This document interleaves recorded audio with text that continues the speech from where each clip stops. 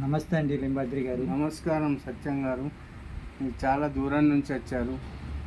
మీ కృషి చాలా ఉంది ట్రైలర్ల విషయంలో. మీ ఉద్దేశం కూడా చాలా మంచిగా ఉంది. మీ సంకల్పం మీరు ఏదైతే అనుకున్నారో ఈ ట్రైలర్ల లైఫ్ బాగుండాలంటే ఆ ట్రైలర్ల ఏం చేస్తే వీళ్ళ స్థితిగతులు బాగుపడతాయి, జీవన విధానం బాగుంటుంది అనుకొని మీరు ఒక సినిమా తీయదలుచుకున్నారు. అవునండి. ఆ సినిమా మరి ఇప్పుడు ఎన్ని రోజులైంది మీరు మొదలు చేసి? నేను 2 సంవత్సరాల కింద నుంచి తీస్తున్నామండి. ఎంతవరకు వచ్చింది ఇప్పటికి సినిమా మీది? షూటింగ్ అయితే చాలా వరకు తీసాము.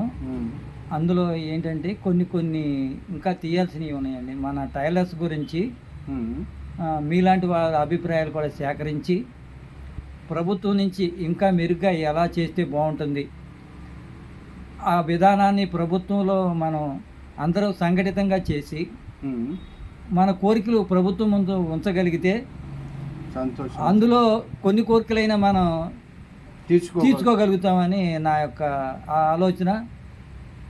ఆ విధానాన్ని మీ అందరి ముందు కూడా చెప్పాలనే కోరికతో నేను ఈ చలనచిత్రం చేస్తున్నాను. ఎందుకనంటే చలనచిత్రం అనేది ప్రపంచాన్ని ప్రభావితం చేస్తుంది. మనిషి జీవితంలో ఒక భాగం అయిపోయింది. ప్రతి మనిషి కూడా దుస్తులు వేసుకుని కన్న తల్లిదండ్రులు కనిపించాలి. అవును. అలాంటి దుస్తులు తయారు చేసేటువంటి మన వ్యవస్థని ప్రభుత్వం పట్టించుకోవట్లేదు. ఎందుకనంటే మనకి పునాది లేదు.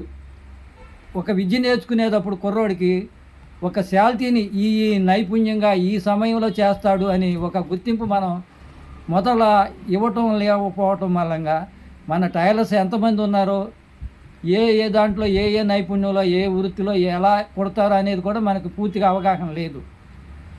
ఇంతవరకు ఏదన్నా ఉంటే ఎవరికాళ్ళే స్వయంగా చేసుకుంటున్నాం. ఎవరన్నా నేర్చుకోవడానికి వస్తే మనం నేర్పుతున్నాం. ప్రభుత్వం నుంచి నేర్పే విధానం లేదు. ఆ నేర్పే విధానం కావాలని నా యొక్క కోరిక. ఇది మనందరూ కూడా ఒకే రకంగా మనం చేయగలిగినప్పుడు మన కోరికల్ని, మన హక్కుల్ని మనం ఒక శాల్తీ తయారు చేస్తున్నాం. ఆ శాల్తీ తయారు చేయడానికి ఎంత సమయం పడుతుంది, అది నచ్చకపోతే మళ్ళీ సరిచేసి ఇవ్వాలి. రండి చెప్పండి, ఆపండి. మీకు మీరు తీసిన